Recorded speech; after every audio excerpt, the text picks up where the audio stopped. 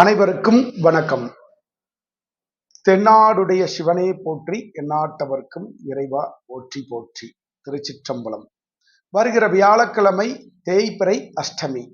வியாழக்கிழமை அஷ்டமி வருவது மிகவும் விசேஷம். ஏனென்றால் இன்னைக்கு ஒவ்வொருத்தருக்கும் பார்த்தீங்கன்னா சுபகாரியம் நடக்கணும் அப்படின்னு நினைச்சிட்டு இருப்பாங்க. அந்த சுபகாரியம் தள்ளி தள்ளி போயிட்டே இருக்கு. அது திருமணம், அதுக்கு அடுத்தது பார்த்தீங்கன்னா புத்திர பாக்கியம். ஏப்பா உங்கள் வீட்டில் ஏதாவது விசேஷம் நடந்ததா அப்படின்லாம் கேட்பாங்க. ஸோ இதெல்லாம் நமக்கு ஒரு பெரிய தடைகளாகவே இருக்குது. ஒரு வீடு கட்டுறது தடையாக இருக்குது. ஒரு எப்படி சொல்கிறது, ஒரு வீடு மாற்றணும் அப்படின்னா அதுக்கு தடையாக இருக்குது. இந்த மாதிரி நிறைய மக்கள் தடைகளை சந்திச்சுக்கிட்டே இருப்பாங்க. இந்த தடைகள் விலகுவதற்குத்தான் ஒரு அற்புதமான நாளாக வியாழக்கிழமை, வருகிற வியாழக்கிழமை குரு பைரவர் அஷ்டமி அப்படின்ட்டு அர்த்தம். ஏன்னா இன்னைக்கு எந்த விஷயமா இருந்தாலும் சரி, உங்களுக்கு கல்யாணம் நடக்கணும் அப்படின்னா குருபலன் வந்துருச்சு அப்படின்னு தான் பார்ப்பாங்க. ஸோ அப்போ குருபலன் ஒருவருக்கு இருந்ததுனால் அவங்க வாழ்க்கையில மிகப்பெரிய வெற்றி அடையலாம் என்பது உண்மை.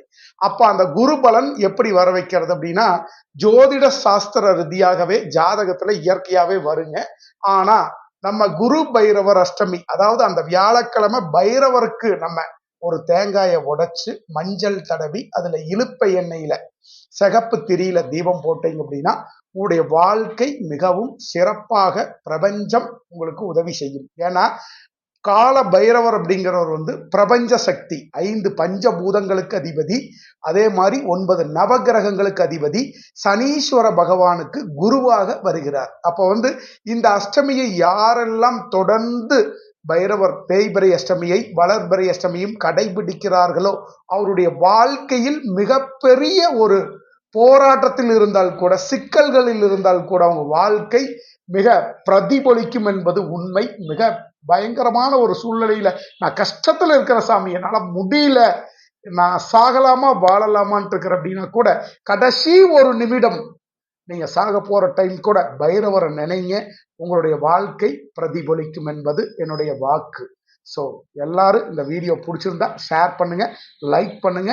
அதே மாதிரி நம்மளுடைய இடத்துல பால் அபிஷேகம், ரெண்டாவது பார்த்தீங்கன்னா பைரவருக்கு சிறப்பான பூஜைகள் நடந்து முடிஞ்சதுக்கு அப்புறம் அருள்வாக்கும் சுவாமி வழங்கிட்டு இருக்கிறாருங்க.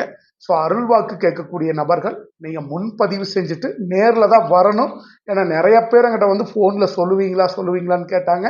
முடிஞ்ச அளவுக்கு நேரில் வாங்க. முடியாத பட்சத்தில் என்னுடைய நம்பர் ஸ்டிப்பில் கொடுப்பேன். நீங்கள் என்னால் முடியாது அப்படின்னா நீங்கள் தாராளமாக ஃபோன் பண்ணி அருள்வாக்குக்கு முன்பதிவு பண்ணிக்கோங்க. ஃபோனில் கேளுங்க. சில விஷயங்கள் சுவாமி உங்களுக்கு, அதாவது உங்களுக்கு ஒரு சில விஷயங்கள் உங்களுக்கு குழப்பத்தில் இருக்கிற அப்படின்னா கூட அது தெளிவு கிடைக்கும். ஸோ அதனால நீங்கள் கண்டிப்பாக ஒவ்வொரு அஷ்டமியும் கடைபிடிப்பது மிக நல்ல விஷயம். ஸோ அஷ்டமியில தான் எல்லா காரியம் கைகூடக்கூடிய ஒரு அற்புதமான வாய்ப்பு நமக்கு கிடைக்குங்க. அதனால அஷ்டமியை யாரும் ஒதுக்கி வைக்க வேண்டாம். நிறைய பேர் அஷ்டமினா எந்த வேலையும் செய்ய மாட்டேன், எந்த ஒரு வேலைக்கும் போக மாட்டேன், ஐயோ இன்னைக்கு அஷ்டமியா வேண்டாம் அப்படிங்குவாங்க. அதாவது நீங்க நான் சொல்றதை நல்லா புரிஞ்சுக்குங்க. அஷ்டமி என்றால் 8 ஐஸ்வர்யங்கள், அதாவது அஷ்டலட்சுமிகள் அருள் கொடுக்கக்கூடிய நாள் தான் அஷ்டமி. அப்போ அந்த தேய்பிறை அஷ்டமிங்கிறது நம்மளுடைய பிரச்சனைகளை அழிக்கக்கூடியது.